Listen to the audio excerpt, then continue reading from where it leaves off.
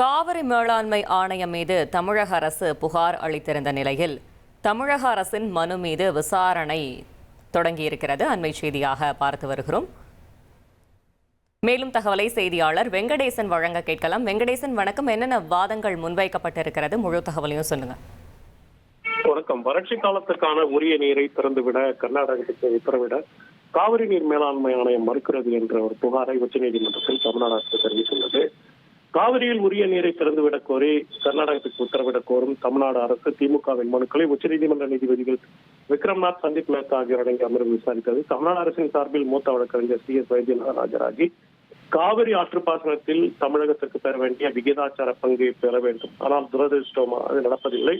முந்தைய கால இடைவெளியின் இறுதியில் காவிரி படுகையில் உள்ள உண்மையான நீர்வரத்து மற்றும் அதன் இடைவெளியில் செய்யப்பட்ட பயன்பாடு, சேமிப்பு ஆகியவற்றை கணக்கில் கொண்டு அடுத்தடுத்த கால இடைவெளிக்கான நீர்வரத்து போக்கு அங்கீகரிக்கப்பட்ட நீர் ஆணையம் மதிப்பீடு செய்ய வேண்டும் என்று வாதிட்டார்.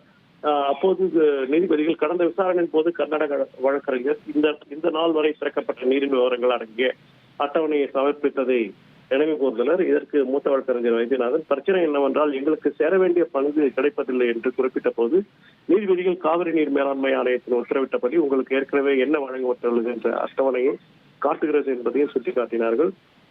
இதைத் தொடர்ந்து காவிரி நீர் மேலாண்மை ஆணையம் உத்தரவிட்ட நீர் இன்று காலை நிலவரப்படி எங்களுக்கு கிடைத்துள்ளது. நேற்று வரை பற்றாக்குறையாக இருந்தது. ஆனால் இன்று பிரச்சனை என்னவென்றால் தமிழ்நாடு பெற வேண்டிய விகிதாச்சார அளவை ஈடு செய்வதற்கான உத்தரவை காவிரி நீர் மேலாண்மை ஆணையம் பிறப்பிக்கவில்லை என்ற ஒரு புகாரை தெரிவித்தது.